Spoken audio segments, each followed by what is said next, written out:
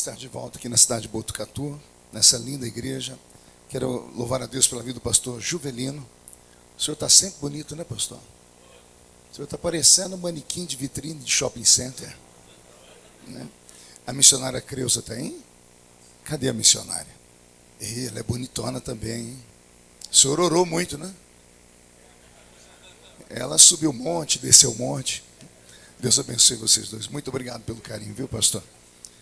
Quero cumprimentar aqui também o evangelista Misael. Quem é? És tu. Deus te abençoe. Ele é quietinho, né? Minha mãe diz que do mato que você não espera que saia lebre, rapaz. Deus te abençoe, viu? O Vitor, né, que já não sei onde está. Ah, está aqui. Deus te abençoe, Vitor. E o Éder, meu grande amigo, que foi arrebatado. Deve ter ido abastecer o carro, que daqui a pouco nós vamos pegar a estrada. Quero cumprimentar aqui também Sua Excelência, o presidente da Câmara da cidade de Pardinho. É isso o nome da cidade? É o vereador Antônio Rodrigues, que é pastor. Deus abençoe Vossa Excelência. Muito bom sua presença aqui entre nós. Vamos estar em pé para lermos um trecho da Bíblia? Abra sua Bíblia no Evangelho segundo escreveu São João, capítulo de número 3. Eu conheço esse pregador aqui, pregador dos Gideões, já esteve na minha igreja. É Tiago, é isso? Rodrigo, eu nunca acerto o nome. Eu ando errando o nome da minha sogra. É sério, às vezes eu chamo ela de peste, às vezes é brincadeira, né? Rodrigo, Deus te abençoe muito, viu? Uma alegria te ver aqui. Toda vez que eu vejo ele, eu fico triste. Porque quando eu chegar no céu, eu vou falar, porque o Senhor deu tanto para uns e para outros nada, né? Fazer o quê? Não dá para ter tudo, né, Rodrigo? João 3, versículo de número 8. O vento assopra onde quer, ouves a sua voz, mas não sabes de onde vem e nem para onde vai. Assim é todo aquele que é nascido do Espírito. Amém, igreja? Feche a Bíblia, coloque no banco e pegue na mão da pessoa mais perfumada do seu lado. Já que eu tentei bonito, não deu certo. Perfumado deve ter alguém, né, Cássia? Pega na mão do irmão que está do seu lado. O Léo não é tão ciumento assim, não? Isso. Agora aperte a mão da criatura com carinho até ela falar aleluia. Pentecostal que não faz barulho. Está com defeito de fabricação, não é? Vamos orar mais uma vez? Senhor, nós te louvamos. Uma semana de festa, a igreja já está cansada. As horas já se foram, mas se o culto terminasse agora, já voltaria feliz para casa. Eu vi o teu servo falar sobre sonhos. Eu vi o teu servo desafiar o seu povo à obra missionária. Eu vi os seus filhos louvarem. O pastor Roberto nos fez chegar ao céu. E agora cumpre a mim, Senhor, trazer apenas a cereja do bolo dessa noite. Mas então me usa na força da sua palavra. Cerque esta igreja com a sua presença. E num raio de 5 quilômetros, onde houver um demônio alojado, eu dou a esses demônios segundos para sumirem de Botucatu. Porque se não sumirem, serão queimados pelo poder da sua glória que aqui será derramada. Rasgue os céus sobre nós esta noite. Manda anjos de fogo descerem aqui. Que estes anjos desçam, trazendo brasas de fogo nas mãos. Comecem a esparramar estas brasas entre nós. E onde houver um crente cheio do Espírito Santo, pega ele nesta noite, Jesus, e mostra o caminho da verdadeira e poderosa adoração. Fala conosco, fica conosco. É o que eu te peço agora e sempre. E toda a igreja diz. Amém. Os que podem, tomem seu assento, aplaudindo a Jesus, porque Ele é bom.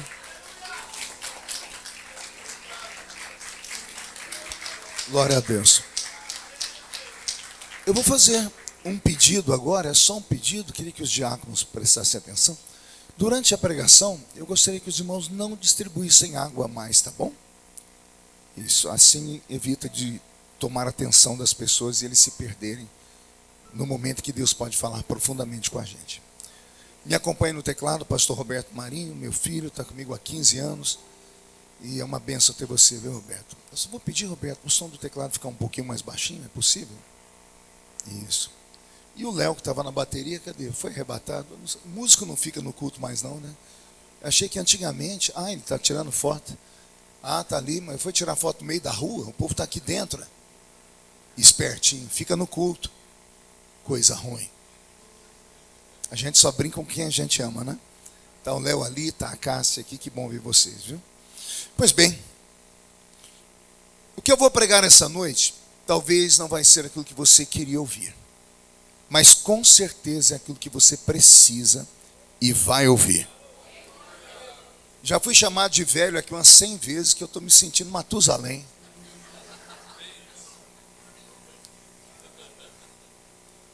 Você sabe qual é a diferença entre o veneno e o remédio? A dose que você toma. Aprendeu aí? Depois a gente conversa no particular. Pode causar um trauma na pessoa. É sério, eu fui levantar minha perna e não obedeceu. Eu falei, você está velho. Nunca mais me chamam de velho. Só eu posso me chamar de velho. Aleluia, porque não é a senhora. Depois dos 50 a gente fica esquisito, né, pastor? O texto que eu li hoje, ele está nos evangelhos de Cristo Jesus. Nós temos 4 evangelhos na Bíblia Sagrada. E se você me perguntasse o que são os 4 evangelhos, eu lhe responderia da seguinte forma. Os evangelhos são narrativas de encontros entre Deus e o ser humano. Narrativas, histórias de encontros entre Deus e os seres humanos. Por que seres humanos, pastor? A palavra ser é uma entidade invisível. A palavra humano vem de humus. Humus é uma mistura de terra com esterco. E eu não preciso falar para ninguém aqui o que é esterco. Todo mundo sabe o que é esterco. Se não sabe, o problema é seu. Procura no Google, porque eu não vou falar. Então, o que é o ser humano? É uma entidade invisível, ou seja, um espírito, que habita dentro de um corpo de terra misturada com esterco, ou seja, que habita dentro de um lugar que não presta para exatamente nada.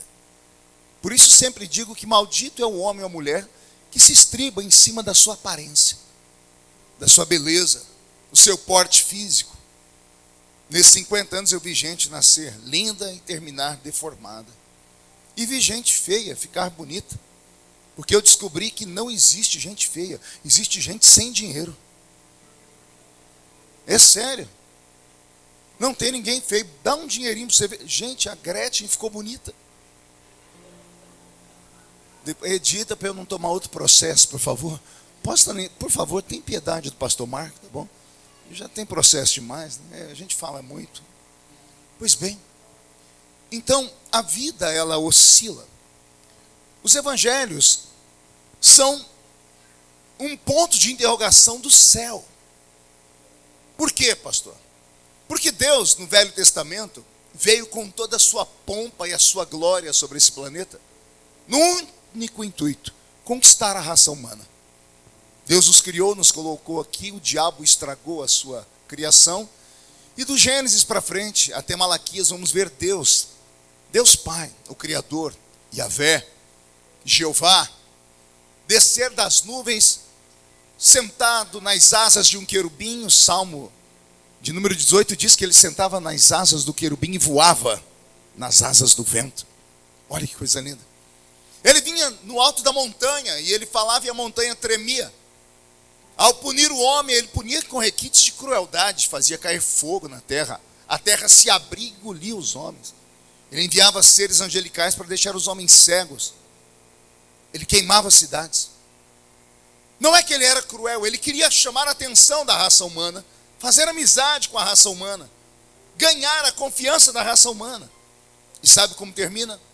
Termina Deus frustrado. Deus retorna para o céu, senta no seu trono e fecha um tempo na terra que nós chamamos de Velho Testamento. O que é o Velho Testamento? A história de uma igreja que fracassou.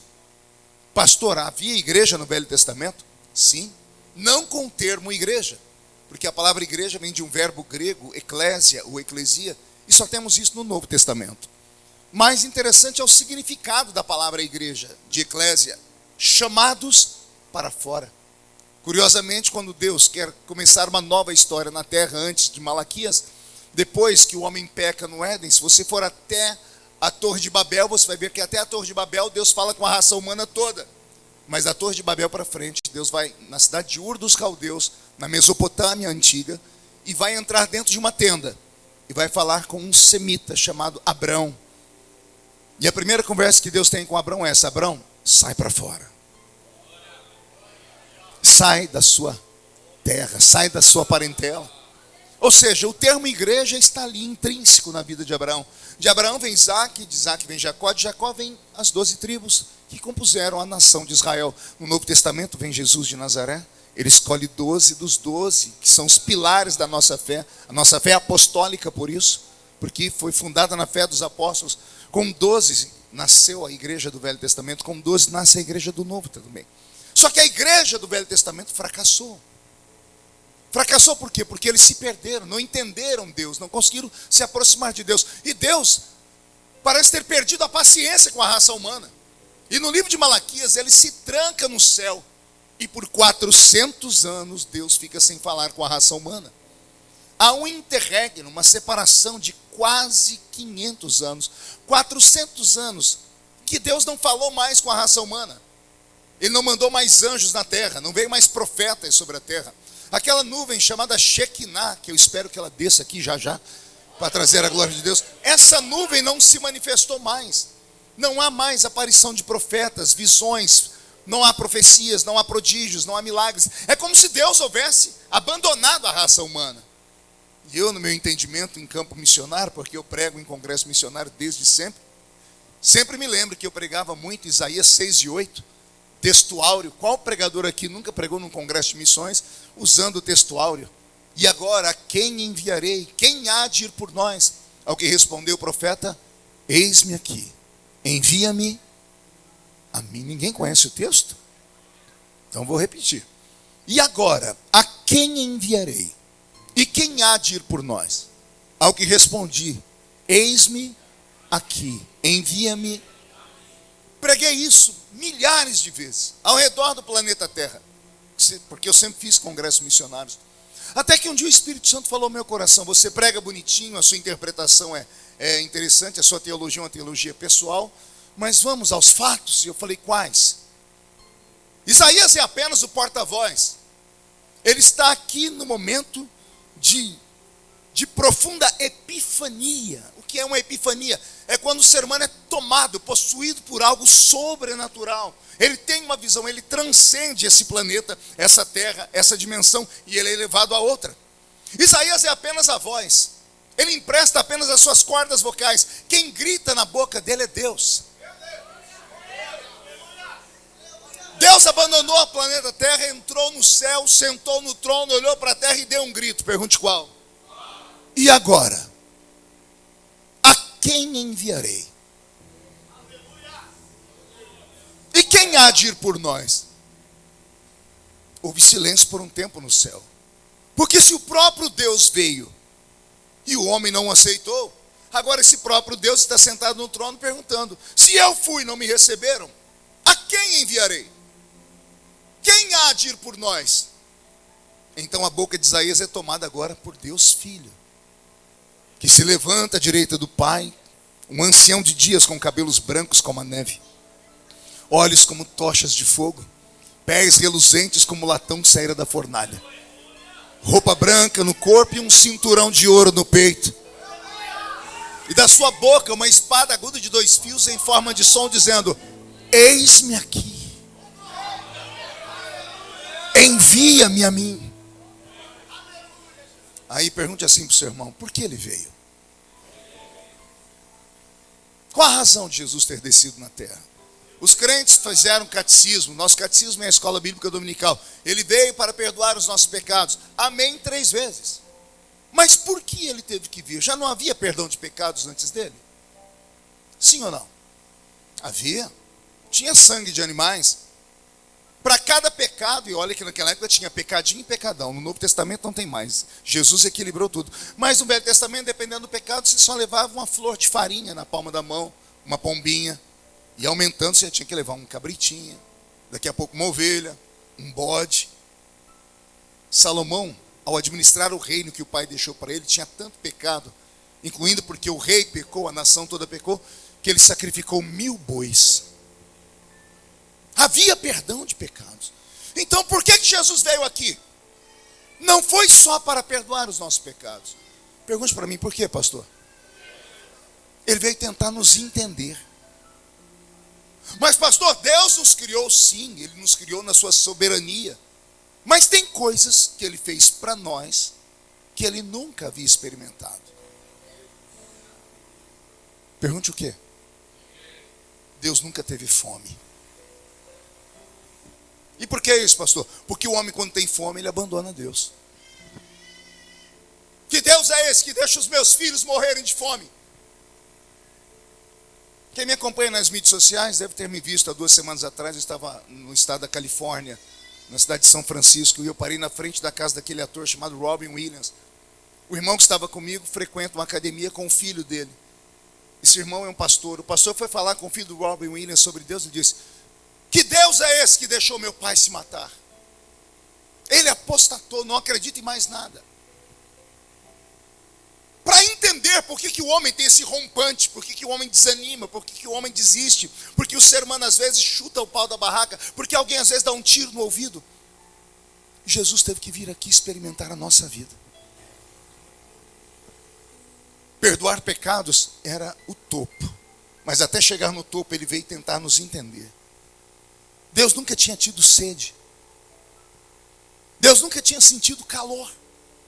Deus nunca tinha sentido frio. Deus nunca havia sentido dor. Deus nunca havia sentido agonia. Você lembra de Jesus no Getsemane, dizendo aos seus discípulos: a minha alma está angustiada. Deus, sentado no trono, cercado de serafins, nunca tinha tido agonia. Então Jesus teve a brilhante ideia de falar: pai, deixa eu ir. E eu imagino o pai dizendo: mas somos um. O que você pode fazer que eu já não tenha feito? E Jesus dizendo: papai, o senhor foi por cima, eu quero ir por baixo. Como assim, filho? O senhor foi nas asas de um querubim, eu quero entrar no ventre de Maria. Eu quero ser um embrião. Aleluia. Eu quero ser um bebezinho. Para quê, meu filho? Para eu falar para todo mundo: não aborte bebês. Porque eu já fazia milagres, ou vou fazer milagres, porque para Deus não tem passado, não tem tempo, eu não sei que linguagem ele usava. Jesus, dentro do ventre de Maria, fez milagres. Vocês lembram disso ou não? Maria foi encontrar com Isabel, a prima estava grávida de 6 meses, Maria de 3. A Bíblia diz que quando elas se abraçaram, aleluia, o bebezinho que estava no ventre de Isabel deu um salto. E Isabel ficou cheia do Espírito Santo.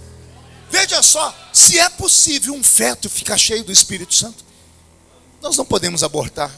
Mas isso aqui são elucubrações de um pregador velho. É assim. Ele veio para nos entender. E só teve uma maneira de nos entender. Pergunte qual? Viver a nossa vida e ter contato com pessoas. Já percebeu que na Bíblia, Jesus podendo, com a autoridade, a unção e os milagres que fazia, podendo ele sentar com os Césares, com os magníficos, ele não sentou. Ele deixou os grandes palácios e foi experimentar a vida dos pobres. Pergunte por quê? Porque a vida real está na camada de baixo. A vida de um rei não é real. A vida de um artista poderoso não é real. Pode ser real a vida de um moço que ganha 5 milhões por mês para cantar? Você acha real a vida de um cidadão que ganha 10 milhões por mês para jogar bola? Um dinheiro que, se você vai viver 50 vidas, vai passar um milênio, arrebatamento, você não vai conseguir juntar nem 1/10 disso. Aí tem um cidadão que vive. Nós não podemos dizer que essa pessoa tem uma vida normal. Ela é um ponto fora da curva. Jesus poderia ter conhecido os pontos da curva do seu tempo, mas não. Ele resolveu conhecer as prostitutas, os leprosos, os cegos. Eu me emociono. Os aleijados, os famintos. E foi pelos famintos que ele gritou: vinde a mim os que estão cansados e oprimidos, e eu vos aliviarei.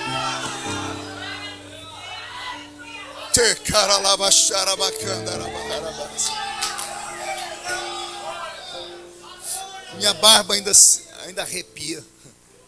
Foi isso que ele veio fazer. E para entender a nossa vida, ele caminhou ao lado de pessoas.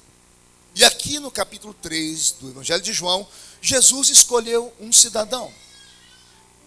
Ele fez com que o Espírito Santo fosse na casa do cidadão e lembrado de alguma coisa, e o cidadão foi até ele. Daqui a pouco eu conto essa história.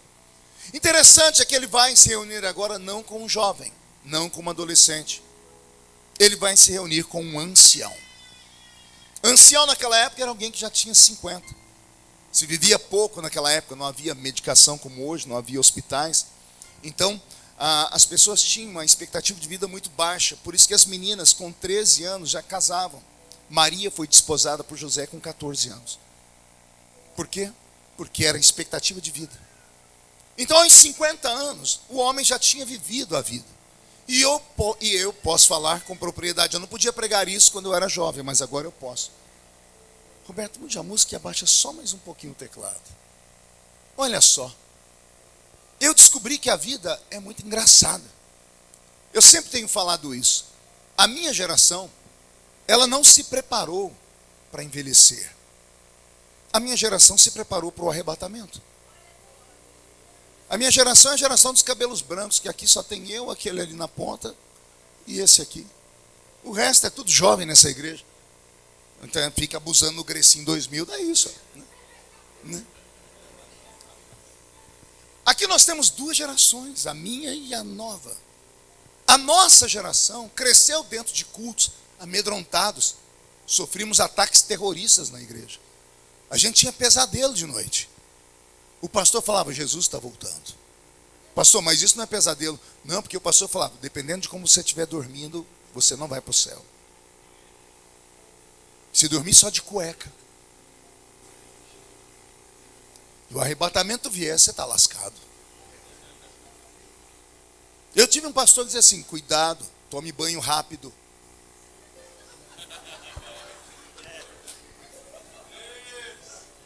Por quê, pastor? Porque se Jesus voltar, se você estiver tomando banho pelado, como é que você vai ser arrebatado? Será que não era você? A nossa geração, nós tínhamos uma cota de oxigênio para respirar.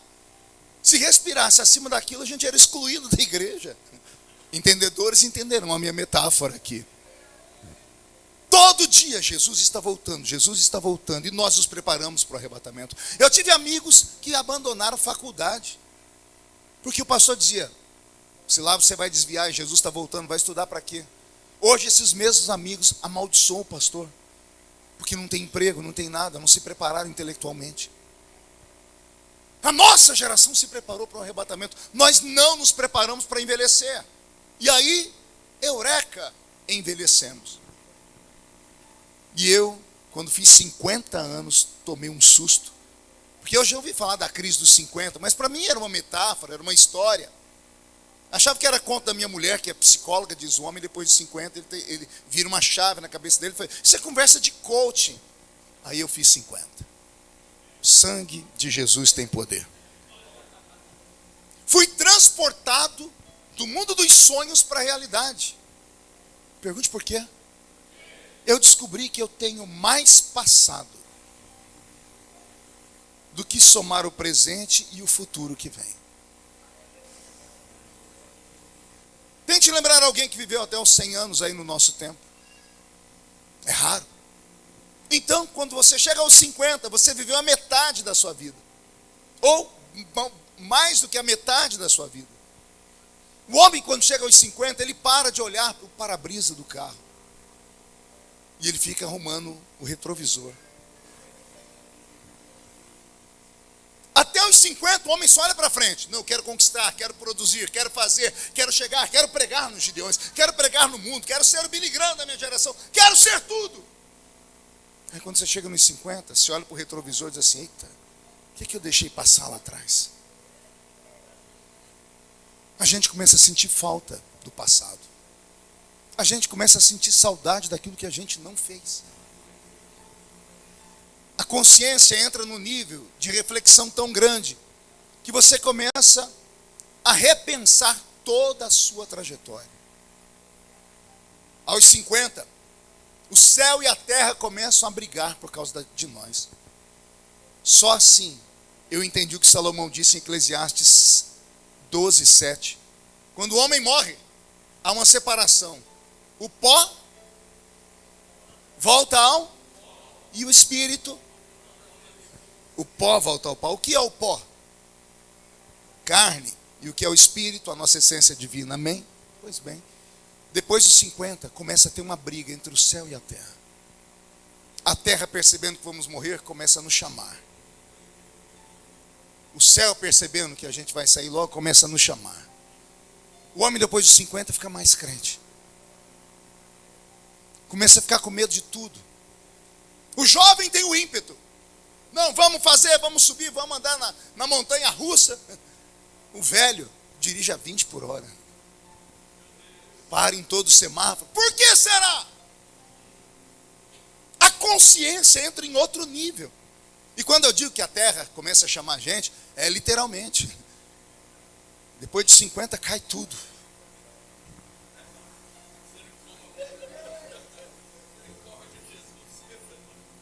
Se eu estiver mentindo, pode me corrigir. Cai a bochecha. As pálpebras. Cai os seios. O bumbum. A barriga. O dente. O cabelo. E a gente começa a ficar encurvado. Cheguei no médico e disse: doutor, eu estou diminuindo. Ele falou: porque aqui a cartilagem que fica entre os ossinhos da sua coluna começam a desgastar e o ser humano vai diminuindo. A terra, a gravidade, começa a chamar o que é dela. Eu quero o que eu dei ao homem, eu quero a terra. Em compensação, o crente vai ficando velho, vai ficando cheio de Deus. Porque o céu começa a chamar o seu espírito. Aleluia. Depois de 50, eu descobri que como homem mais velho, eu preciso ter paciência com os jovens. Pergunte por quê? Porque eu já vivi o que eles estão vivendo. E eles nunca viveram o que eu já vivi. Então é da natureza do jovem errar, é da natureza do jovem ser impulsivo, é da natureza do jovem fazer loucuras, é da natureza dele e é da natureza do mais velho. Ter paciência. Chamar para perto, ensinar, cuidar, moldar. Quando eu fiz 50, o Espírito Santo falou para mim: o que você tem deixado para a geração posterior? Uma herança ou um legado? Eu tive que correr para o dicionário para saber a diferença de um e do outro. E eu descobri. Herança é o que você deixa para as pessoas. Você construiu uma casa, vai morrer, vai deixar a casa para os seus filhos. Isso é uma herança.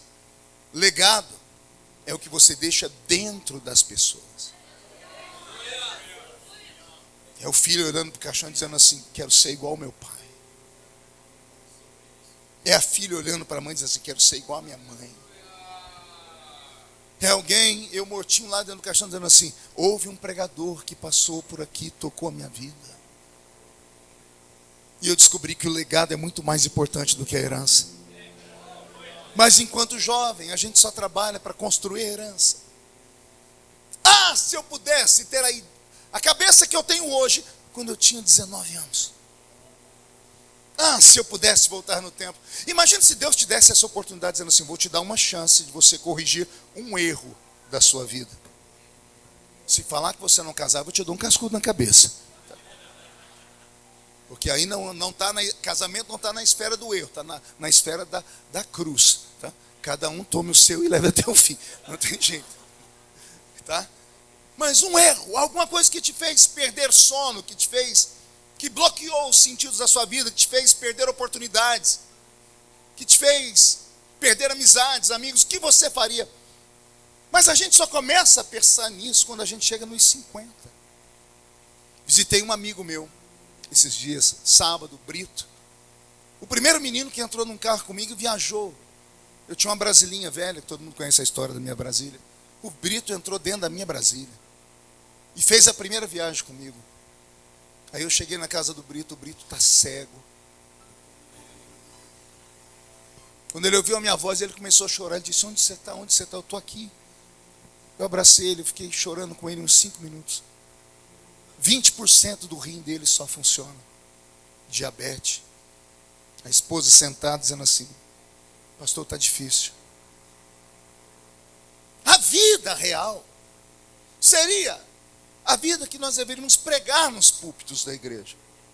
Mas como pentecostais somos treinados a querer tudo. Olhamos para Deus, não vemos um Deus, vemos um ser capaz de nos dar tudo que queremos. Milagre, dinheiro, unção, poder, glória. Quando na verdade Deus quer apenas ter um momento de relacionamento com a gente, dizendo: eu já passei por aí onde você está passando, então só tem uma forma de viver na vida. Qual é, Senhor? Se apega comigo. Me deixa ser alguém na sua vida. Ah, mas eu sou jovem, eu sou isso. Exatamente por isso. Vou deixar um velho homem rico falar com vocês agora. Na verdade, ele estava desabafando com Deus. Fez tudo o que quis na vida, está velho, e sentiu a falta da única coisa que ele não podia ter sentido falta. Aí ele marcou uma audiência com Deus e disse: Senhor, tira de mim o reino. Tira de mim a fama. Tira de mim o nome de herói. Só não retires de mim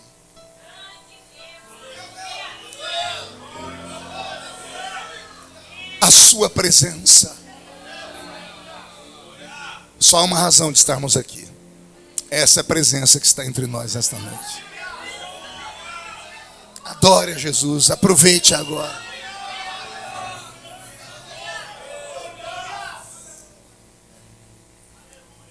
O herói, ou o protagonista da minha história dessa noite tem nome, chama-se Nicodemos. Diga comigo, Nicodemos.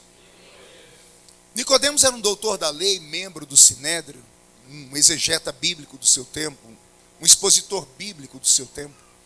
Um doutor da lei judaica, mas também um doutor em leis humanas, um advogado. Numa época em que Israel tinha mais de 95% do seu povo que não sabia ler nem escrever, ele, vindo de uma família sacerdotal aristocrática, estudou e tinha nome. Por isso se tornou um ancião em Israel e foi parar no Sinédrio de Israel. O Sinédrio era uma reunião dos inteligentes, dos sábios, dos homens que tinham habilidade intelectual para falar com Roma e falar com os judeus. De falar com o escravocrata e com os escravos judeus. Os Césares não falavam direto com os judeus, porque respeitavam a religião, sabiam que a religião poderia criar um motim. Então, quando eles iam fazer qualquer coisa, chamavam os velhos do Sinédrio, e entre eles está Nicodemos. Então, eles depuravam e encontravam uma maneira de ensinar o povo sem criar uma guerra. Esse é o Nicodemos da minha história.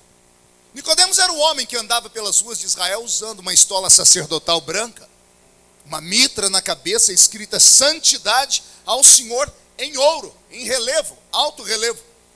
Debaixo dos seus braços o pergaminho, o santo rolo, o livro sagrado, a Torá. Andava ele com a sua barba ungida pelas ruas da cidade, uma barba untada com óleo, porque ele é da linhagem de Arão, aquele do Salmo 133, alguém lembra? Ó, quão bom e quão suave é que os irmãos vivam em? É como o óleo precioso que desce sobre a barba de o primeiro sumo sacerdote de Israel. Se traçássemos a árvore genealógica do doutor Nicodemos, chegaríamos lá em Arão. O pai dele foi sacerdote, o avô dele foi sacerdote, o bisavô dele foi sacerdote, o tataravô dele foi sacerdote. Eu já não consigo falar mais, eu só consigo ir até tataravô. Esse é o Nicodemos que vai ter um encontro com Jesus aqui. Nicodemos era um homem acima de qualquer suspeita. Ninguém nunca viu ele na zona do Baixo Meretrício. Nunca ninguém viu ele se meter na vida de ninguém. Era um homem estudado, poliglota, conhecedor de leis humanas, da lei divina, usava uma roupa branca. Aquele óleo untado na barba tinha um propósito. Você já se perguntou por que o óleo descia sobre a barba? O povo sempre fala, é porque quando era ungido, jogavam óleo na cabeça e descia pela testa e pela barba. É um significado, mas tem um significado mais forte. Pergunte qual? A presença do doutor da lei, do sacerdote andando no meio de Israel era tão forte que quando ele passava as pessoas ficavam paralisadas e se inclinavam, não pela presença do homem, mas pela roupa branca. pela mitra na cabeça, escrita santidade ao Senhor, pelo pergaminho sagrado debaixo do braço, que o povo não sabia ler, mas ele, além de ler, interpretava. Então, quando o doutor Nicodemos passava, todo mundo se inclinava, em respeito ao Deus que ele representava. Mas tinha um grupo da sociedade que não podia respeitar Nicodemos. Pergunte por quê? Porque não via. Como não via, não sabia a presença do homem de Deus onde estava. Por isso Nicodemos untava a barba com óleo misturado com incenso, mirra. Tinha cheiro, um cheiro agridoce. E ele colocava o óleo de manhãzinha, porque ele tinha que passar no santuário entre 5h30 e 6 da manhã para tomar um banho lá na pia batismal, para depois entrar dentro do santuário, fazer o seu sacrifício, e então cuidar do povo, e cuidar da vida política lá no Sinédrio. Então, quando ele ia chegando na escadaria do templo, e a escadaria do templo às vezes estava cercada de cegos que pediam esmola, quando ele ia subir na escadaria do templo, o cego não podia ver. Mas você sabe que quando falta um sentido na pessoa, os outros ficam aguçados. Nós temos 5 sentidos. Quando a pessoa não tem a visão, a audição, o olfato, o paladar, tudo é potencializado e vice-versa. Os cegos não podiam ver, mas sentiam o cheiro 2 vezes mais forte que os outros. Quando Nicodemos colocava o pé na escadaria do alpendre para entrar no templo, os cegos acordavam com aquele cheiro que mexia na narina dele e dizia: eu não vejo, mas eu sinto o cheiro do homem de Deus que está chegando aqui.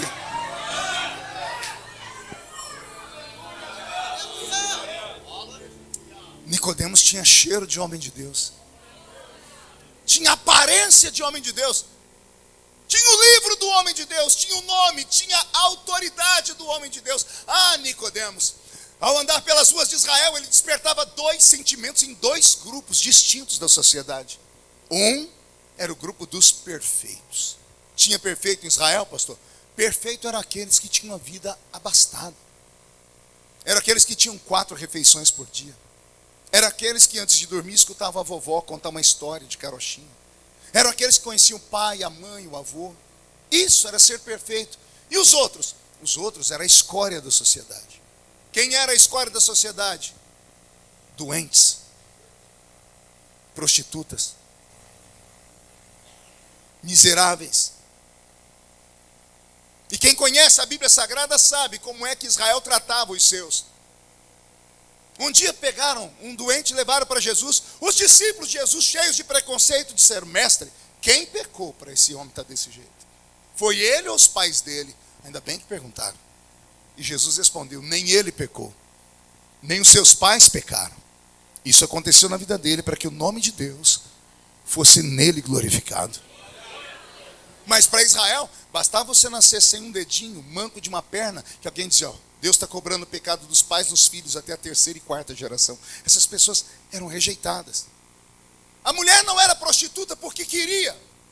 Sabe o que levava uma mulher a ser prostituta no Oriente Médio? Quem é que gostaria de ser prostituta sabendo que poderia ser apedrejada pela lei de Moisés? Ia para a zona do Baixo Meretrício meninas que eram estupradas em casa, pelo pai, pelo irmão, pelo primo, pelo tio, pelo vizinho. E aí, quando descobriam, a vergonha era tanta na família que a criatura era expurgada de casa. E para não morrer de fome, era abraçada pelas meretrizes, que faziam um papel às vezes melhor que o da sociedade, acolhendo aqueles caídos. Daí o motivo de Jesus ter passado pela vida de tantas prostitutas na Bíblia, porque era aqueles que ninguém queria. Uma prostituta, quando estava caminhando pela rua e viu o doutor Nicodemos, ela tinha o que nós chamaríamos hoje de crise de ansiedade. Alguém já teve uma crise de ansiedade aqui? Alguém sabe o que é isso? O coração começa a bater forte, você perde a respiração, você fica cego, você não sabe o que está acontecendo. Hoje a ciência descobriu, é crise de ansiedade. Essas pessoas com defeitos congênitos, essas pessoas com defeitos no caráter sexual, quando viam Nicodemos, não sabiam para onde ir, ficavam paralisadas, até que alguém as arrastava para trás de um pilar ou atrás de um carro de bois. Pergunte por quê? Porque Nicodemos era profeta. E se o profeta entendesse que a mulher era uma prostituta, ele ergueria sua mão assim, faria assim com o seu dedo, e quem estivesse perto ouviria ele gritar: imundo! Ao gritar imundo, era uma voz de comando, todos paravam para ver o que ele ia fazer com o imundo. Se ele erguesse o dedo assim, o imundo vivia. Se ele fizesse assim, o imundo morria. Alguém lembra da mulher pega no ato de adultério da Bíblia? Você lembra da história? Sempre da frase mais importante que Jesus disse: quem não tem pecado? Pois é. Sabe qual é a sorte daquela mulher? Eles não estavam levando ela para afogar. Estavam passeando com ela para ir para o templo. Para no templo o doutor da lei mandar matar ela. A sorte é que antes de levarem ela para o doutor Nicodemos, encontraram o doutor Jesus no meio do caminho. E o doutor Jesus perdoou a mulher que a religião não perdoaria. As pessoas tinham medo, porque Nicodemos tinha nas mãos o poder da vida e o poder da morte. Que homem é esse? Olha quantos poderes, olha quantos predicados, olha quantas qualidades. Pois bem, é esse homem que vai se encontrar com Jesus. E aí vem a pergunta que não quer calar. Pergunte qual? Por que ele foi ter com Jesus? A segunda, por que ele foi ter com Jesus de noite? Eu amo essas coisas que a Bíblia deixa para nós assim como uma curiosidade, para a gente pegar. Quando você estiver lendo um texto da Bíblia e você vê que alguma coisa chamou a sua atenção, volte ao texto, leia 1000 vezes. É assim que nascem os grandes sermões. É o Espírito Santo falando: cava aqui que aqui tem água. É assim. Por que a Bíblia diz que Nicodemos foi ter com Jesus de noite? Uma vez, quando eu comecei a criar este sermão, Deus foi me dando ele, estruturando, o Senhor falou comigo sobre isso. Por que ele foi ter com Jesus, com meu filho, à noite? Eu me lembro que eu era garoto ainda. Frequentava a escola dominical e eu perguntei para o meu professor Rogério. Falei, por que Nicodemos foi ter com Jesus de noite? Ele disse, porque os homens importantes tinham vergonha de andar com Jesus pela rua, porque Jesus era apenas mais um, chamado de falastrão, de curandeiro e filho de uma mulher normal, e filho de um homem que era carpinteiro. Então os grandes não queriam estar perto dele, tinham preconceito com ele. E eu crescia acreditando nisso. Mais tarde o Senhor me deu uma outra revelação. Pergunte quando? Quando eu perdi o sono uma noite.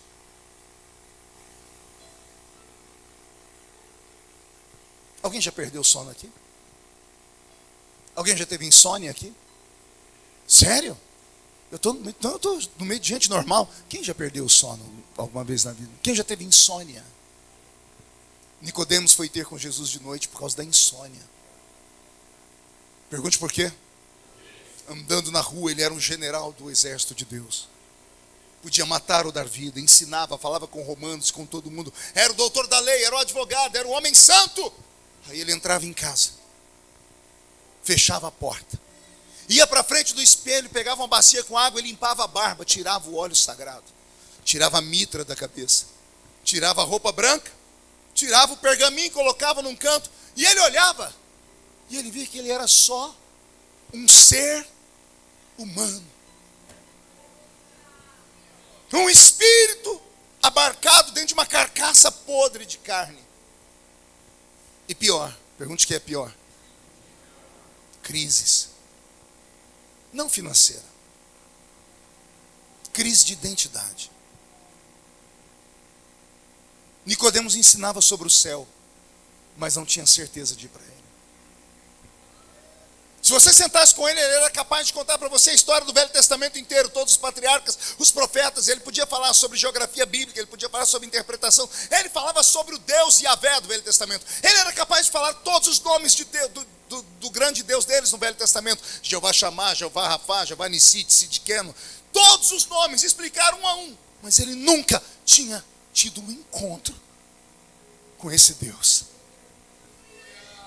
Como, pastor? Se ele foi criado dentro do santuário, se ele foi criado por uma família de sacerdotes, aí é que está. Ninguém nunca perguntou para ele se ele queria ser um sacerdote. Ninguém nunca perguntou para ele se ele era feliz usando aquela roupa branca. Ninguém nunca perguntou para ele se ele era feliz usando aquela túnica, aquele óleo na barba, usando aquele pergaminho debaixo do braço. Ninguém nunca questionou para ele, você é feliz sendo que você é? Não tinha essa opção. Porque o orgulho do pai era ver o filho seguir os seus passos. Mas lendo a Bíblia e vivendo o meu tempo, eu descobri que vocação não é hereditária. A vocação é pessoal e intransferível. E na ausência da vocação, acontece uma tragédia. Pergunte qual? A profissão. A profissão se dá aqui, ó, na horizontal. A vocação se dá aqui na vertical. O que o senhor está falando, pastor? Eu estou falando de pessoas que, como Nicodemos, usavam a roupa de super-homem. A roupa de crente era detectada ao longe, porque ela brilhava, era branca. O ouro na cabeça, escrito santidade ao Senhor, aquele pergaminho, qualquer pessoa de perto ou de longe, lá vem o super-homem de Deus. Lá vem o pregador, lá vem o homem que tem autoridade da vida e da morte. Mas só ele conhecia a verdade. O ser humano é um grande artista. Todos nós somos artistas. A gente sai de casa, se maqueia e começa a andar pelas ruas. A gente penteia o cabelo, deixa a barba, colocamos uma roupa e nós escolhemos como iremos atuar naquele dia. Ninguém conhece ninguém. Não, pastor, eu estou casado há mais de 50 anos com a minha velha, já comeu mais de 10 quilos de sal junto. O senhor conhece aquilo que ela deixou o senhor conhecer. E vice-versa. Só há 2 seres no universo que te conhecem. Um é Deus e o outro é você mesmo. As pessoas podem ter uma ideia sobre você. As pessoas podem imaginar sobre você. As pessoas podem escrever biografias sobre você. Mas eles nunca saberão quem você é de verdade. Porque cada coração é um universo. E cada mente é uma história. E a nossa alma é um verdadeiro labirinto. Ninguém pode entrar dentro desse labirinto. Se perdem dentro dele. Existem 1000 caminhos. Ninguém sabe entrar ou sair. Só nós sabemos. Nicodemos não dormia de noite. Porque depois que chegou nos 50, porque ele é um velhão como eu aqui, a crise veio. Enquanto era jovem, usufruía do poder, usufruía da autoridade, usufruía do nome, da fama. Mas ele foi ficando velho. E ele começou a ver que a vida é passageira. Lembro de um poeta brasileiro, pena que era drogado. Mas ele disse com muita propriedade, a vida é um trem. E esse trem está caminhando. E mais cedo ou mais tarde ele vai parar na estação chamada morte. Uns têm uma trajetória mais curta, outros mais longa. Uns vivem alguns minutos, outros vivem como Matusalém e morrem do mesmo jeito. A estação morte está esperando o ser humano. E qual é o problema do ser humano? Achar que nunca vai chegar lá. E como ele acha que tragédia, desgraça só acontece na vida dos outros, ele leva uma vida lá, vão ter. O ímpio pode fazer isso. Nós não. Porque nós conhecemos isso. Quando chegar no céu, eu vou chamar um cidadão que escreveu um versículo aqui e falar, me explica por que você escreveu isso. Ele disse assim, ó, melhor é não conhecer do que conhecer e não praticar. Ouviu aí ou não? Melhor é não conhecer. Não conhecer o quê? As regras, as leis, as doutrinas, os dogmas. Do que conhecer e não praticar. Porque agora você será um réu confesso. E a condenação existe de verdade. Se existe um céu, existe um inferno. Se há um Deus, há um diabo. Se há demônios, há anjos. Se há bênçãos, há maldição. Tudo nesse mundo é um dueto. E o problema é que nós pensamos só no agora. Na vida de Nicodemos, pastor Juvelino, eu vejo retratos de muitos crentes que andam parecendo crentes, que falam como crentes, que carregam a Bíblia dos crentes, que falam e cantam e pregam como os crentes. Mas quando estão sozinhos, suas crises são terríveis. Chafurdam na lama diante do celular, em busca de pornografia gratuita, em busca de coisas que não tem na vida real. Todo ser humano carrega dentro de si um outro ser. A nossa briga é conosco mesmo. O maior inimigo que você tem é você mesmo. Se você se vencer, você está perfeito. Nicodemos não dormia à noite. O que provoca a insônia? Alguém pode me ajudar? Preocupação, ansiedade. Alguém mais? Você falou que ficou sem dormir. Medo. O que tirou o seu sono? Alguém já esteve com um prato de comida assim, desse tamanho, aquela montanha, e falou assim: é hoje que eu me acabo. Você com uma fome virada no giraia. Aí quando você vai dar a primeira garfada, o telefone tocou. O barulhinho de mensagem, você abriu e leu. Quando você leu, acabou a sua fome. Que reação química é essa que faz você que estava com a fome de leão agora não querer beber nem um copo d'água? O estômago revira dentro da gente. Isso é a vida real, é o ser humano e as consequências dos seus erros. Nicodemos não dormia à noite. Naquela noite, perdendo o sono, foi beber um copo d'água, penso eu. Pegou na velha moringa. Só os mais velhos sabem o que é isso. Pegou a caneca, baixou dentro da moringa, e quando ele está bebendo, Deus, por dó dele, faz o Espírito Santo soprar no ouvido dele. O mestre está na cidade. Eu imagino ele falando consigo mesmo: mas eu sou mestre em Israel. E a voz dizendo: não é você, é aquele outro. Ele escutou no Sinédrio, na reunião dos anciãos, ou teria sido na sinagoga, ou teria sido lá no bairro onde as verdureiras estavam comentando. Os ouvidos dele atiniram como as anteninhas de vinil do Chapolin. Ele escutou alguém contando histórias sobre o tal Yeshua, a quem o povo apelidava de o Machia de Israel, Jesus de Nazaré, o Messias.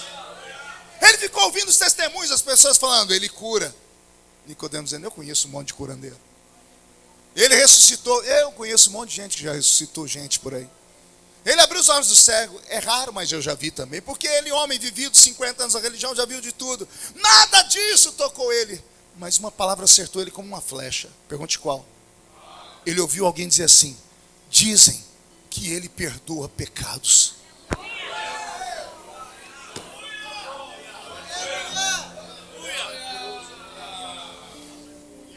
Nós, quando somos jovens, queremos ir à igreja incendiar com milagres, queremos isso e aquilo. O pastorzão velho só se preocupa: Jesus salvou alguém? Jesus salvou alguém? Por quê?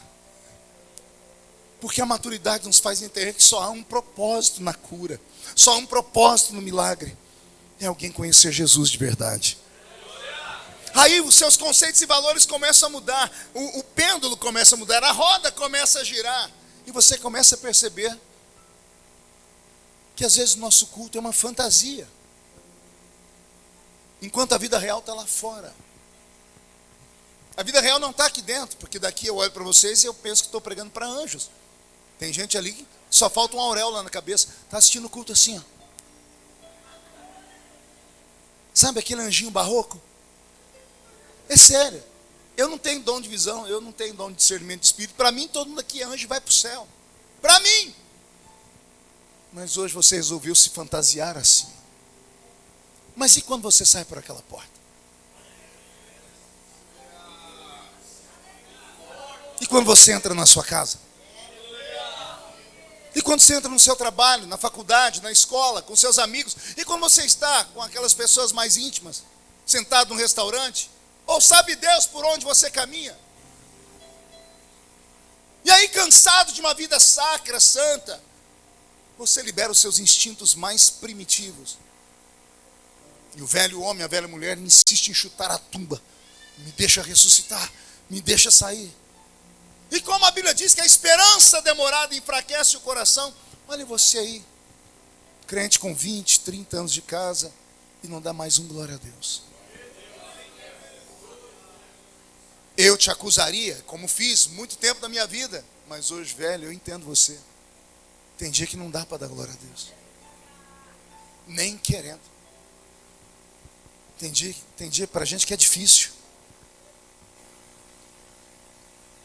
Você olha para a família, que você queria ter uma família perfeita, e a sua família não é. Você tenta pegar tudo que você aprendeu com Deus e colocar dentro dos seus filhos. É impossível. Porque a vocação não é transferível. E aí nós vemos uma geração se perdendo no meio das igrejas. É bravo, né? A realidade é dura, né? Dá glória a Deus, agora está difícil, né? Não, é assim mesmo. Esse era o efeito que eu esperava. Eu não estou vendo gente gritar, mas o que eu estou vendo de gente chorar. E aí está o avivamento. Grito, qualquer um imita. Pulo, qualquer um imita. Quero ver imitar, derramar essas lágrimas que descem dos seus olhos agora. Quando Deus coloca um espelho na sua frente e diz assim: filho, você se escondeu do seu pai, se escondeu da sua mãe, você se escondeu do seu patrão, da sua mulher, do seu marido, mas você não pode se esconder de mim. Pastor, mas está doendo tanto, então agradeça. Só sente dor quem está vivo. Não entendeu? Vou falar de novo. Só sente dor quem está vivo. Se está vivo, tem esperança. Dure a pessoa que está me ouvindo, está entendendo o que eu estou falando, mas não está sentindo exatamente nada a não ser raiva, vontade de sair por aquela porta, ir embora e dizer: não piso mais aqui. Sinal que a mente está cauterizada. Sinal que os anos de igreja não te fizeram bem nenhum. Porque você vem para o culto, nada te agrada, a palavra não te agrada, o louvor não te agrada, a irmã do lado não te agrada, a criança andando não te agrada, a harpa já não te agrada, a pregação do jovem não te agrada, a do velho não te agrada. Termina o culto, lá fora você se reúne com meia dúzia de crentes que têm a mesma doença sua, todos eles têm a língua maior que a minha gravata e ficam procurando defeito em tudo.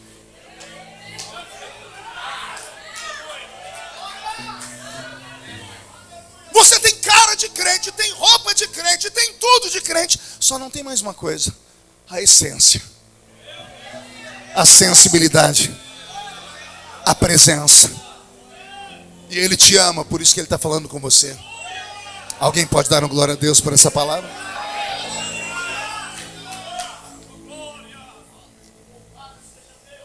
É noite e Nicodemos resolve ter com Jesus. Ele anotou na memória a casa que Jesus ia estar.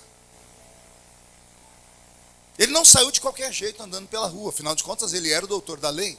Roupa branca, mitra na cabeça, óleo perfumado na barba, pergaminho debaixo do braço, olho erguido, semblante austero, e lá vai ele. Pode imaginar as pessoas que conheciam ele vendo ele andar de noite. A noite era o horário das pessoas estar dormindo. Só estava na rua bebum e prostituta. Só estava na rua as pessoas maltrapilhas, que morriam de medo dele. Viam aquele homem andando de branco e podiam gritar: um fantasma. Eles podiam, porque fantasma amedronta. Nicodemos amedrontava. Ele vai marchando firme até a porta da entrada da casa. Era um homem rico. Para receber Jesus, era um homem importante. Ao tocar a campainha, ao bater a porta, alguém abre a porta e toma um susto. O mais poderoso judeu entre nós está aqui.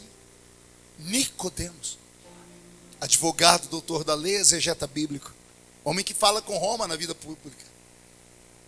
Anunciam a presença de Nicodemos. Um frenesi dentro da casa que estava tomada de gente. Pergunte por quê. Quando ficaram sabendo que Nicodemos estava ali, foi um Deus nos acude. O povo dizendo: meu Deus, meu pastor está aí. E eu vim no culto na casa dos outros. As ovelhas de Nicodemos estavam tudo lá. O que segura a ovelha não é pastor, é o pasto. Pegou aí? Prende isso. O que segura a ovelha não é pastor, não, é o pasto. É assim. Se tiver pasto, a ovelha fica. Se tiver água tranquila, ela fica. E as ovelhas foram em busca de um pasto. Chegaram lá, está um outro mestre usando roupa branca também, sem mitra na cabeça, sem óleo ungido na barba, sem pergaminho debaixo do braço. Ele não precisava de palavras escritas, ele era o verbo encarnado. Oh, glória! O anfitrião da casa, o dono da casa, é obrigado por lei, por ética, por educação. Amigos, está chegando em nossa casa o doutor Nicodemos, autoridade constituída. Então, a palavra é sua, Nicodemos. Nicodemos olha aquela multidão e olha lá na frente sentado um homem de branco igual a ele. Eu imagino Jesus sentado, perna cruzada e mão no joelho. E a mente de Nicodemos fervendo. Pergunte por quê. Ele se viu numa sinuca de bico, numa enrascada. Porque ele achou que Jesus ia estar sozinho. pelo horário, vou ter uma audiência, só eu e ele, vou poder confessar meus pecados. Vou poder falar das minhas crises, vou poder falar para ele que eu prego uma coisa que eu não sinto e não acredito. Mas agora as ovelhas dele estão tudo na igreja. A líder do circo de oração estava lá, o líder de jovens, a banda, estava todo mundo lá, o tesoureiro, todo mundo lá. E agora ele é obrigado rapidamente a escolher entre dois caminhos. Fazer o que ele foi fazer, só que o preço vai ser alto. Imagina ele abrindo a boca dizendo: Jesus, o céu existe de verdade. Deus é real. Existe vida após a morte. Porque são as crises que vêm ao homem quando ele está mais maduro. Mas se ele falar isso, o povo vai dizer: mas ele pregou domingo passado. Ele ensinou. Ele fez. Como é triste as pessoas usarem máscara. Eu enterrei um copastor meu, menino de 33 anos. Menino lindo, casado com uma menina linda. Meu filho na fé, pastor Rafael. Ele pregou uma mensagem no domingo que o céu despencou na igreja. Eu estava viajando e me ligaram: seu filho foi usado hoje tremendamente. Eu disse: glória a Deus. Isso no domingo. Na terça-feira, a mesma pessoa me ligou e disse: o seu filho pulou de uma ponte.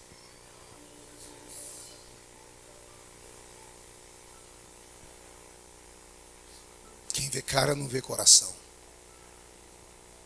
Eu espero que os senhores nunca tenham que fazer o velório de um pastor que se matou.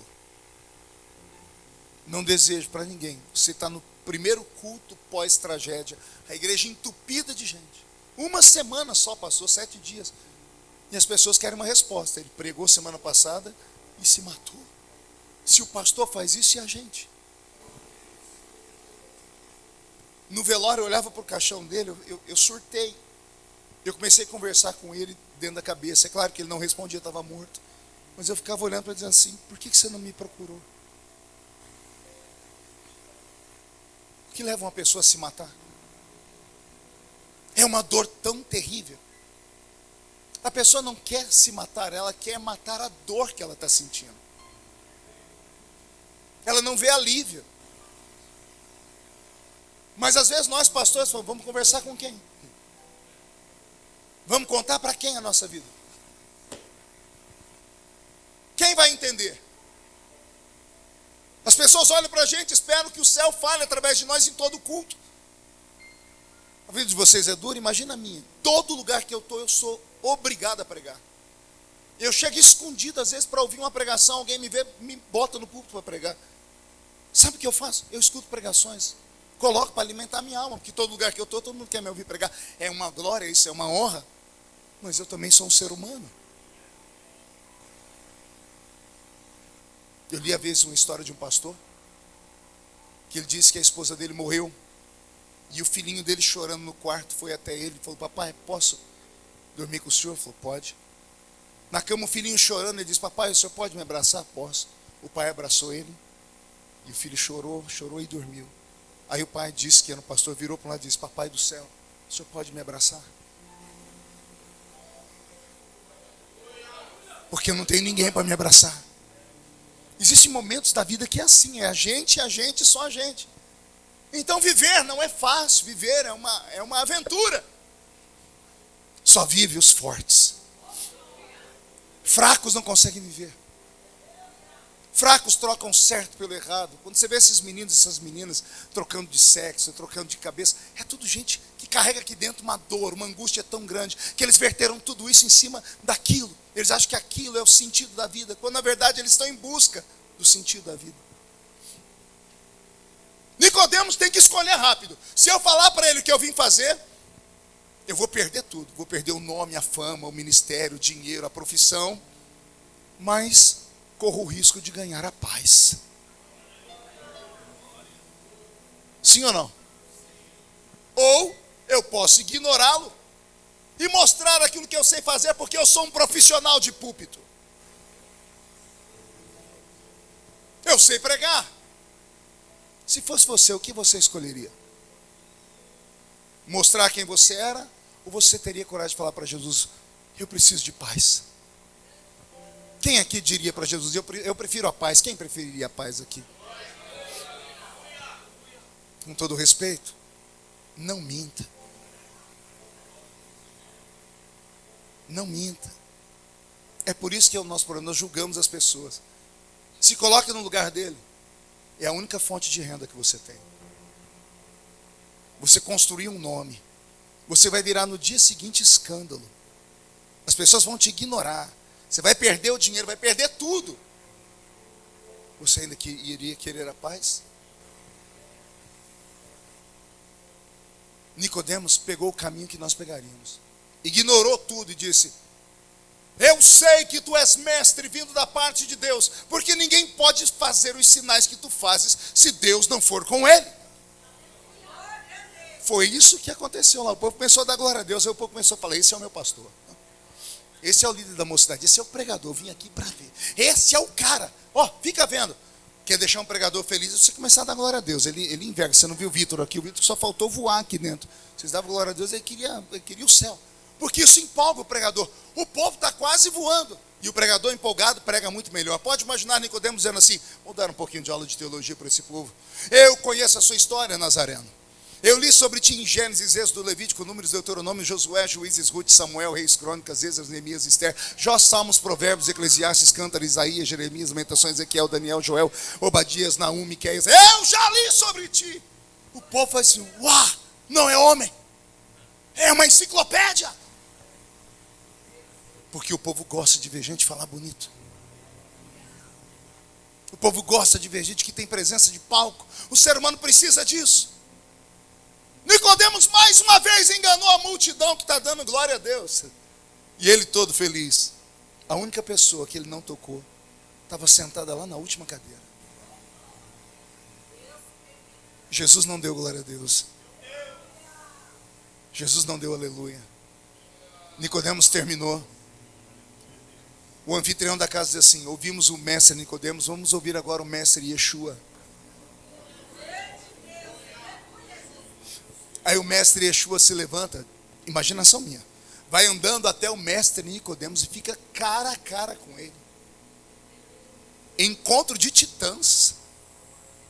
E Jesus era um lorde, era educado, tinha elegância.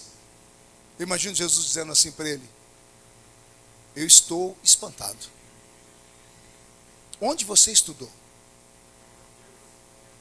Estudei aos pés do Dr. Gamaliel aqui na Universidade Hebraica. Logo vi. Você fala muito bem, a sua retórica é perfeita. Você tem um poder de convencimento. Que palavra bonita, você revelou as coisas. Que dom maravilhoso é esse? E Nicodemos está inchando. Quando ele já está quase saindo, Jesus diz assim: olha, de tudo que eu vi, só te falta uma coisa.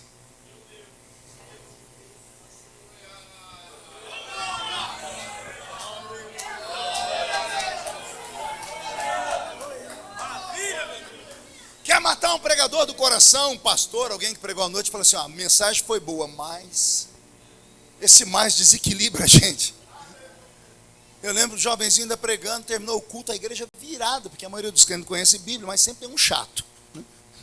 Vem um chato e fala: pastor, a sua pregação foi linda, mas... Eu falei: mas o quê? O senhor esqueceu Elias no Monte Hermon. Eu, contador de história, fui contar a trajetória de Elias. Eu paralisei ele no Monte Hermon e fiz cair fogo no Monte Hermon. O miserável do irmão era inteligente e falou assim: o seu milagre é maior do que o da Bíblia. Eu falei: por quê? Porque no alto do Monte Hermon tem neve, caiu fogo na neve. Porque o fogo caiu foi no Monte Horebe.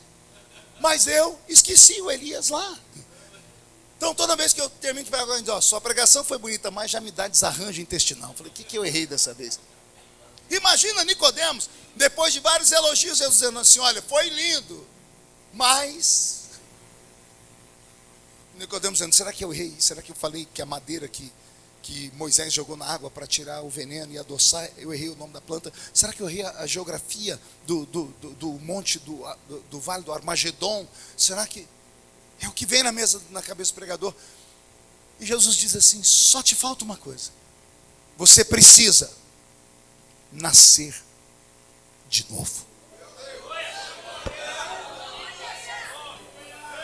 Se nós que somos ralé, moramos aqui no Brasil, entendemos o que Jesus está falando, vocês acham que Nicodemos, um intelectual, um ensinador, um advogado, não entendeu o que Jesus disse, não?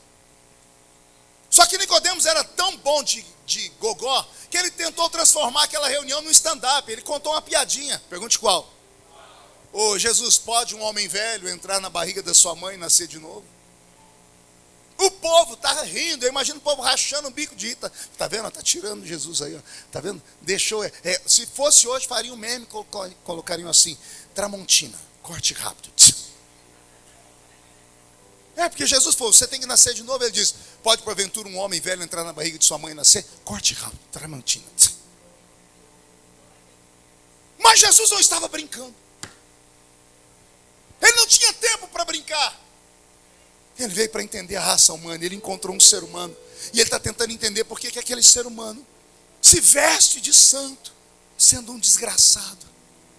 Por que aquele ser humano, mesmo estando numa igreja, faz tudo que a igreja manda, mas não sente aquilo que a igreja sente. Então Jesus vai sério com ele, diz assim, você precisa nascer de novo, da água e do Espírito. Da água para a purificação dos seus pecados, você tem que ser sepultado, batizado nas águas. O velho homem morreu lá e nasceu de novo uma nova criatura. Por que eu tenho que nascer de novo? Porque eu tenho que te dar ensinamentos tudo de novo. Tudo que você conhece é esterco. Tudo que você conhece é estrutura de igreja. Você morreria pela placa da sua igreja, você mataria pela doutrina da sua igreja, mas você é incapaz de estender a mão para um pecador dentro da sua igreja. Você mata em nome de Deus, quando na verdade o Senhor quer que as pessoas tenham vida e vida em abundância.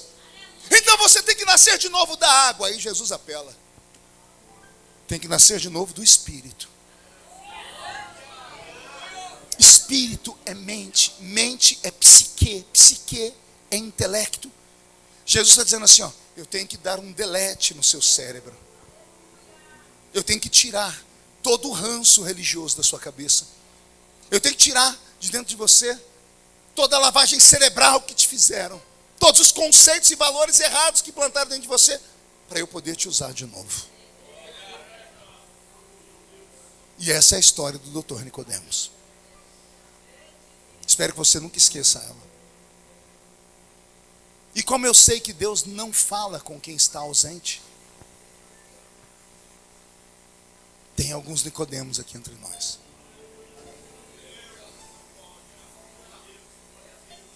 Deve ser muito ruim para você vir para a igreja, obrigado. Deve ser muito ruim para você, para estar aqui, ter que negociar com a mãe ou com o pai, a troco do final de semana ou do celular. Deve ser muito ruim você estar aqui só porque o pastor ordenou. Deve ser muito triste você vir para a igreja e não conseguir mais assistir um culto, você é oficial da igreja, diácono, mas não assiste uma palavra sequer. Fica andando, perambulando pela igreja ou fica lá fora na hora da pregação. Deve ser muito ruim para você ser músico da igreja, levita do altar e de repente só funciona o culto quando você está atuando. Aqui não é um picadeiro. Aqui não é um teatro. Aqui é uma casa de oração. E só faz sentido você estar aqui se o dono da casa estiver junto. E o dono da casa está aqui dentro. É Ele que está te tocando, é Ele que está passeando por você. É Ele que está gritando por você, dizendo assim, tira essa máscara. Tira essa fantasia. Por favor, se dispa na minha presença. Me deixa ver você como você é de verdade. Ah, pastor, mas a minha alma é carregada de pecados. A de Davi também era, e Deus depois... Davi era um pecador pior do que nós. Qual é a diferença? É que quando ele via que estava errado, ele falava, eu errei. Natan apontou o dedo no nariz de Davi, contou todos os podres de Davi, diante de testemunhas, soldados. Davi poderia ter dito, mentiroso, e mandado matar Natan. Mas quando Natan colocou o dedo na ferida, Davi disse assim, pequei.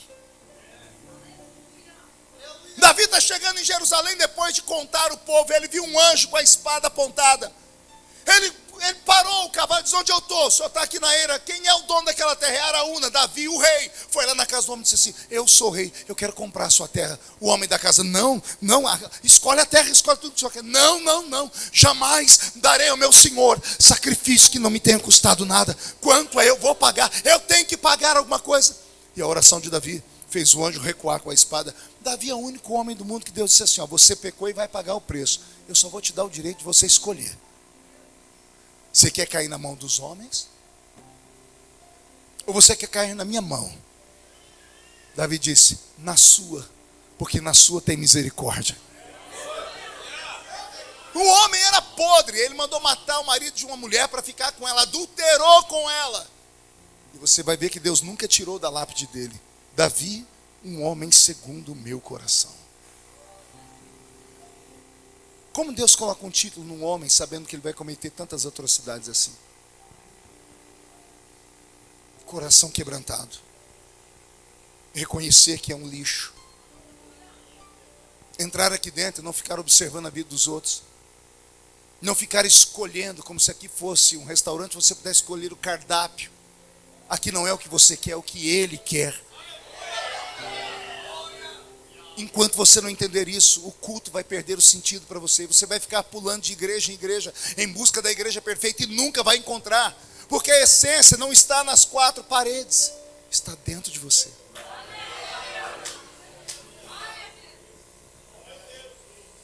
Aí Jesus termina e diz assim para ele, Nicodemos, sim, Senhor, o vento assopra onde quer. Ninguém ouve a sua voz. Não sabe de onde vem, nem para onde vai. Assim é todo aquele que é nascido do Espírito. Jesus está dizendo para ele assim, Nicodemos, chegou o dia do vento de Deus soprar na sua vida. Ninguém pode dizer quem Deus vai salvar, quem Deus vai usar. Esperamos um avivamento vir das senhoras do ciclo de oração e de repente Deus levanta uma criança. Esperamos o avivamento da criança, de repente Deus levanta um aleijado. Esperamos o avivamento dos aleijados, Deus levanta alguém do púlpito. Por quê? Porque ninguém prende o vento. O vento sopra como quer. E é os irmãos fazendo uma festa como essa e traz um pregador de nome que prega com pulos e gritos. De repente o pregador, ao invés de pregar, fica filosofando o culto inteiro. Por quê? É o vento soprando. Tem muito tempo que eu parei de pregar aquilo que eu quero. Tem algum tempo que eu tenho pregado aquilo que Deus quer. Eu parei de ser inimigo de mim mesmo. Parei de pensar no que as pessoas vão pensar. O que vão dizer. As favas com o que vão dizer. Quem fala de mim não paga as minhas contas. Não vive as minhas dores. Quem fala de mim não esteve do meu lado quando eu enterrei um filho. Quem fala de mim não sabe que eu já sofri nessa vida. E eu vou dar asa para cobra. Vou dar milho para bode. O meu nome não é osso para ficar na boca de cachorro. Eu sei quem eu sou. Eu encontrei nesta vida as respostas para as 3 maiores perguntas filosóficas que o homem tem dentro de si. De onde vim? Quem sou eu? E para onde vou? Eu descobri de onde eu vim. Eu descobri quem eu sou. E eu sei para onde eu vou. E por que que nada te derruba, pastor? Porque eu tenho as respostas e o meu pé está fincado na rocha. Sopra vento. Eu envergo igual um bambu, mas estou sempre de pé. Porque eu soube separar a vocação da profissão. Eu entendi que pregar aqui não é apenas pela oferta que vão me dar no culto, ou apenas para cumprir uma agenda. Eu sei que eu estou cumprindo uma missão. Meus amigos dizem assim, nossa, você prega para uma meia dúzia de pessoas, como você prega para milhões de pessoas. Como você faz isso? Eu digo, simples, eu prego. Eu prego porque tenho paixão pela palavra, tenho paixão pela chamada. Eu prego porque Jesus me deu isso. Se eu não repartir o que Ele me deu, eu explodo sozinho. Eu sei qual é a minha vocação, você sabe qual é a sua. Acho que está na hora de você descobrir. Porque se você descobrir a sua vocação, e a vocação tem a ver com o céu, não tem a ver com a terra tem a ver com profissão. Não estou perguntando se você é médico, se você é advogado, se você é gari, isso é profissão. Eu estou falando da sua vocação. Vocação divina para estar aqui dentro. Ou você acha mesmo que Deus te chamou para você ser membro de banco? A velha pregação de antigamente. Membro de banco é verniz, prego, tinta, madeira, plástico, ferro, isopor. Isso é membro de banco. Eu não prego para membros de banco. Eu prego para membros do corpo místico de Jesus de Nazaré. Eu prego para homens e mulheres que, se entenderem qual é a sua vocação, o mundo ficará pequeno. Botucatu será virada de cabeça para baixo. O estado de São Paulo será inflamado, o Brasil vai fumegar. A Europa, hoje islamizada, será mais uma vez cristianizada. O Oriente Médio, que respira áreas de uma terceira guerra mundial, pode ser pacificado. Pastor, mas e as guerras? Elas têm que acontecer, e as lutas têm que acontecer. O anticristo, ele vai vir, mas a Bíblia diz que tem um que segura ele ainda. E quem é que segura ele? É o Espírito Santo. O Espírito Santo está aqui, está aqui, está aí, está aí, está aqui dentro, está entre nós. Então recebe esta presença e permita com que Jesus te dê uma nova história. Eu termino dizendo: não vale a pena vir aqui dentro e ficar desse jeito. Pergunte como. Só fala se todo mundo perguntar. Achou que eu não ia falar? Vim para o culto e ficar me olhando com essa cara feia, parecendo que foi batizado num pote de vinagre. Vir para uma festa e ficar me olhando com esse olho seco, parecendo olho de sapo que morreu no dia de enchente. Vir para uma Assembleia de Deus e ficar o culto inteiro com essa boca travada, essa boca de aço, essa língua de ferro e esse queixo de concreto. A alegria do Senhor é a nossa força. Seja renovado nesta noite. Seja tomado pela presença de Deus essa noite. A vida de Nicodemos não termina assim não, viu? Ele conheceu o Deus verdadeiro. Se tornou um discípulo fiel. Sabe qual foi a missão dele? Ajudar a tirar o corpo da cruz e não ser comido o corpo de Jesus por urubus. Junto com José de Arimateia, o senador, foram até um cemitério e compraram uma cova nova e colocaram o corpo de Jesus lá dentro. Eu não sei se alguém aqui já esteve em Israel. Alguém já esteve em Israel aqui? Não? O senhor já teve. Então o senhor deve ter tido a mesma experiência que eu. A minha oração é que você vá em Israel. Quem recebe essa profecia? Eu entrei lá naquela tumba. Eu sou testemunha de duas coisas. Pergunte o quê? A frustração de ficar lá dentro menos de 30 segundos. Porque é contado no relógio. Pelo menos no dia que eu fui, porque tinha uma multidão. A segunda, de ao entrar não ter lido o que eu li na saída, porque senão teria gritado mais. Quando você entra na tumba, tem uma escadinha, você desce e a guia já está na sua frente, ou o guia, e ele indica, aqui a direita do guia, a esquerda nossa tem uma pedra, diz, quando tiraram ele da cruz, colocaram o corpo dele aqui. Aí você quer ficar ali imaginando a moça, olha para cá, para o outro lado. Aí você olha para o outro lado e diz, e ali naquela pedra tem uma grade que separa, ali o corpo dele ficou. E foi ali que ele deixou a roupa dele arrumada. E a gente pergunta, por que a grade? Porque os turistas que vão lá, os romeiros que vão lá, ficam levando pedrinha. Não vai ter pedra para o mundo inteiro. São milhões de cristãos ao redor do mundo. Colocamos para ninguém ficar levando pedras. Aí ele diz, olha ali no meio da pedra, duas letras cravadas na rocha em vermelho. Alfa e Ômega. Está lá na tumba. E a mulher diz, ele é o início e o fim de todas as coisas. Tudo isso em 30 segundos. Aí você, veja só, eu entrei assim, olhei a pedra aqui, olhei ali, ela falou, agora vamos todo mundo sair. Quando você vai sair, o choque. Tem uma porta aqui dentro. Eles instalaram uma porta que só enxerga quando você sai. É feito de propósito, para todo mundo ver apenas a rocha. Quando tudo termina, eles trancam aquilo para não ser vilipendiado à noite. Aí a porta está lá. E nela também tem inscrições em vermelho. Está escrito em inglês, He's not here, but he's risen. Está escrito, ele não está aqui. Ele já ressuscitou. Ele não estava lá, mas ele está aqui. E só quem sente a presença dele dá um salto para cima e fica de pé comigo, por favor.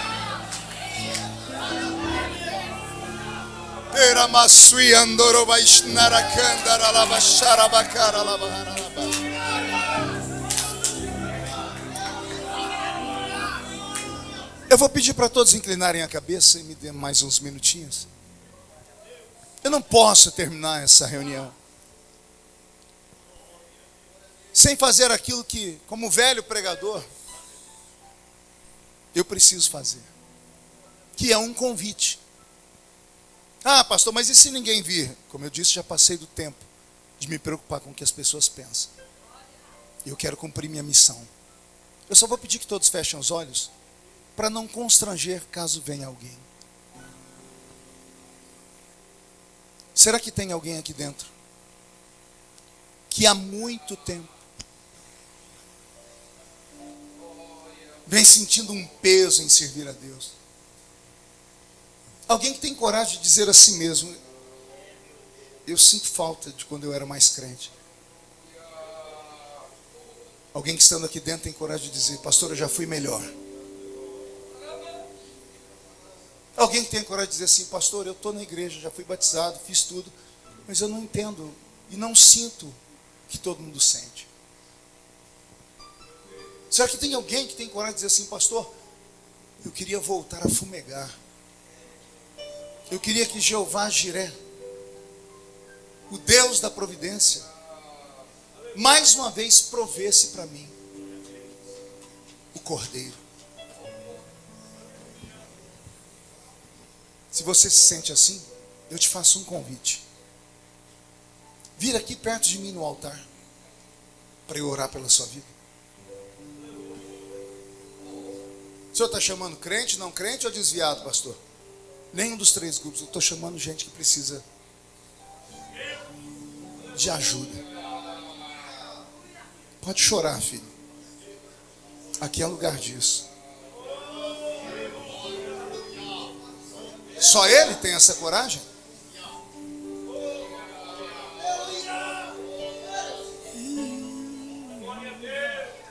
Só eles? Tem certeza? Vai deixar o orgulho te tomar?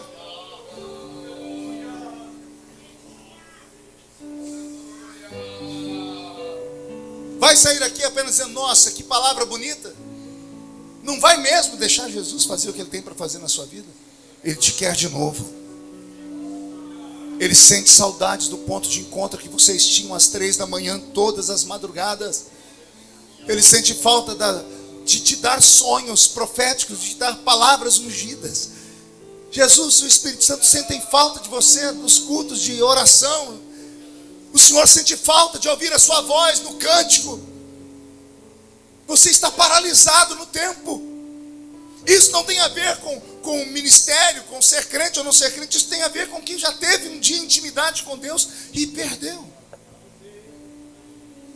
Serão só esses? A oportunidade vai fechar.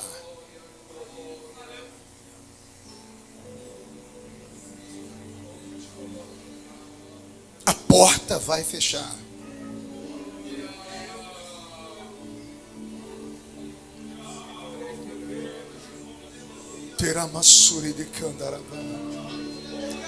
O fogo não me queima, nas águas não vou afundar, pois estás comigo, não estou sozinho. Eu estou guardado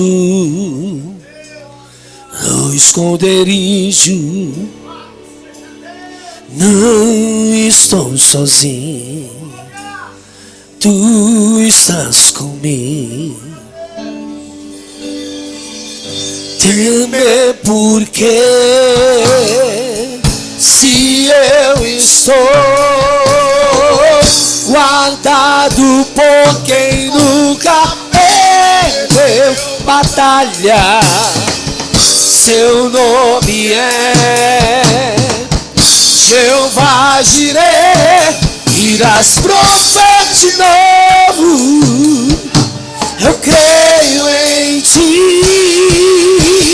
haja o que houver, venha o que vier, irás prover de novo.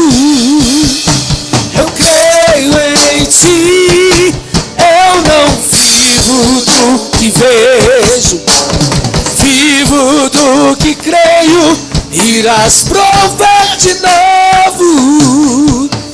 Eu creio em ti.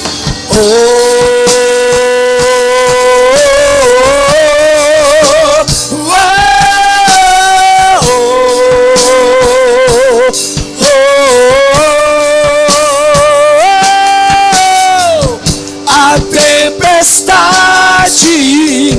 e o vento forte não vão roubar a minha fé em ti, meu Deus. A tempestade e o vento forte não vão roubar a minha fé em ti, meu Deus. Em ti, meu Deus. Em ti, meu Deus.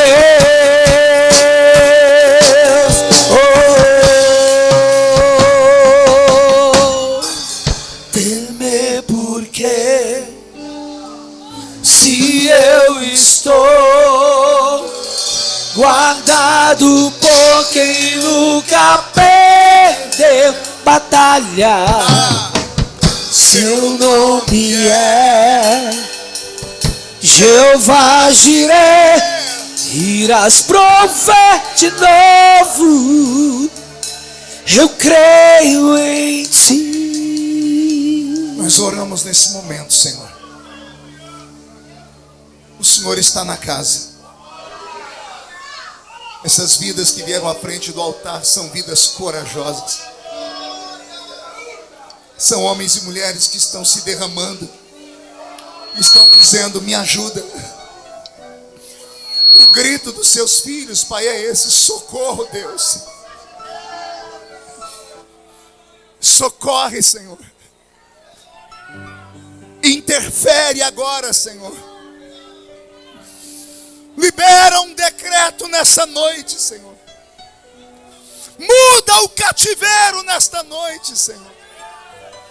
Arrebenta os grilhões da alma nesta noite, Senhor. Devolve a fé, devolve a alegria, devolve o prazer de estar na sua casa, devolve a vontade de orar, devolve a vontade de ver o Senhor no céu. Eu profetizo que sobre esses que vieram à frente há um tempo de renovo.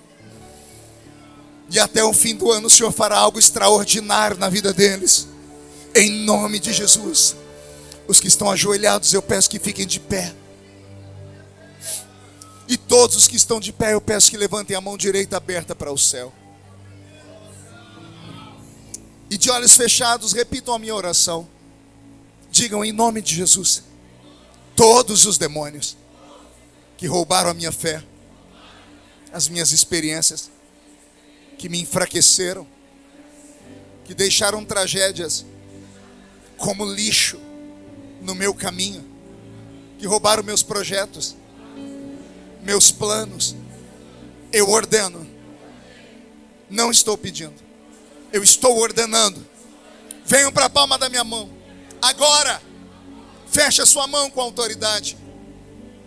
Eu conto até 3, nós vamos jogar no chão e vamos pisar em cima. Vai se cumprir Lucas 10:19. Eu vos dei poder para pisar sobre serpentes e escorpiões, sobre todo o poder do diabo, e nada fará mal a vocês. Depois que pisarmos, vamos abraçar um ao outro, porque a Bíblia diz que quando 2 ligam na terra, está ligado no céu. E você vai abraçar o seu irmão e vai dizer: o vento está soprando, porque Jesus vem buscar uma igreja renovada e viva. 1, você nunca mais será o mesmo. 1,5, sua família sentirá orgulho de você de novo. 2, quem viver verá, para ver o que Deus fará na sua vida até o fim do ano. 2,5, esta igreja será atingida por uma glória, e um tempo de mistério se aproxima. 3, jogue no chão, pise em cima, abrace alguém do seu lado. Daqui pra casa voltarei, Ele vem me buscar, e com Ele eu irei. Eu não sou daqui, pra casa voltarei, Ele vem me me buscar, com Ele eu irei. Breve Jesus, o céu vai aparecer, e todo joelho se dobrará, e toda língua confessará. Mas a igreja será arrebatada no piscar de olhos, acontecerá. Mas a igreja será arrebatada no piscar de olhos, acontecerá. Yeshua, o Messias aguardar, Ele vem me buscar. Cante. Yeshua, o Messias aguardado, Ele vem me buscar. Chame Yeshua. Yeshua, o Messias aguardado, Ele vem me buscar. Yeshua, solte a voz. O Messias aguardado, Ele vem me buscar. Breve Jesus no céu vai aparecer, e todo joelho se dobrará, e toda língua confessará.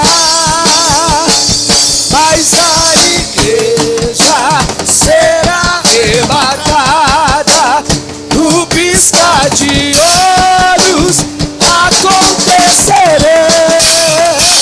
Mas a igreja será arrebatada no piscar de olhos, acontecerá. Quem pode aplaudir? Quem pode aplaudir e gritar?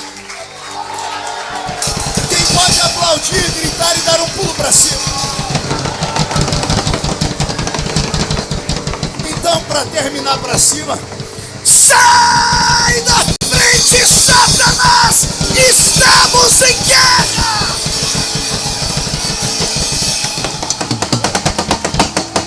Amém! Murcha a barriga e estufe o peito. Olhe nos olhos da criatura que está do seu lado. Se o olho dele ou dela não tiver vermelho, enfie o dedo no olho dele. Diga, você entendeu? O vento está soprando. Vai haver um avivamento na sua vida. Deus abençoe todos vocês. Muito obrigado.